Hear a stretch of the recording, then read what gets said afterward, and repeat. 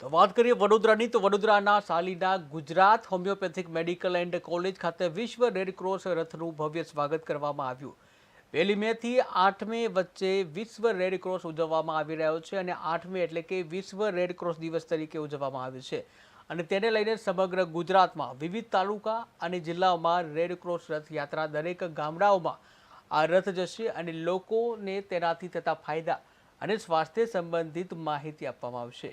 Red Cross રથ દ્વારા તેનો મુખ્ય ઉદ્દેશ્ય લાભાર્થીઓને બ્લડ, ફિઝિયોથેરાપિસ્ટ, દાંતને લગતી બીમારીઓ તેમજ શરીર સંબંધિત વિવિધ બીમારીઓને જે કંઈ રિપોર્ટ કરવામાં આવે છે તે આ રેડક્રોસ કેમ્પ દ્વારા તદ્દન ઓછા અને રાહત દરે કરી આપવામાં આવશે। તે આ રેડક્રોસ રથનું મુખ્ય ઉદ્દેશ્ય છે। મે સ્પેશિયલ રેડક્રોસ ડે તરીકે ઉજવાય છે।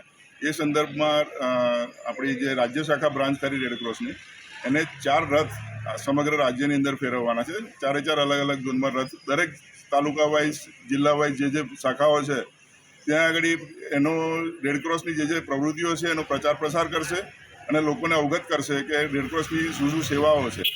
એના માટે આ રથ આજે આ સાવલી તાલુકામાં આવ્યો છે।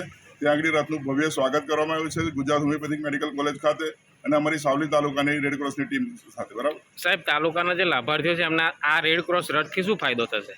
તાલુકાના લાભાર્થીઓને આવતા વર્ષોની અંદર બ્લડ બેંકનો ફાયદો થશે। અહીં આગળ અમારો ડેન્ટલ ક્લિનિકનું પ્લાનિંગ છે, ફિઝિયોથેરાપી સેન્ટરનું પ્લાનિંગ છે અને લોકોને રાહત દરે અહીં આગળ બધા રિપોર્ટ્સ થઈ શકે, બ્લડ રિપોર્ટ્સ, એનો પણ આગળ જતા પ્લાનિંગ છે। જી સર, આપનું નામ? ડૉક્ટર દીપક પટેલ, પ્રમુખ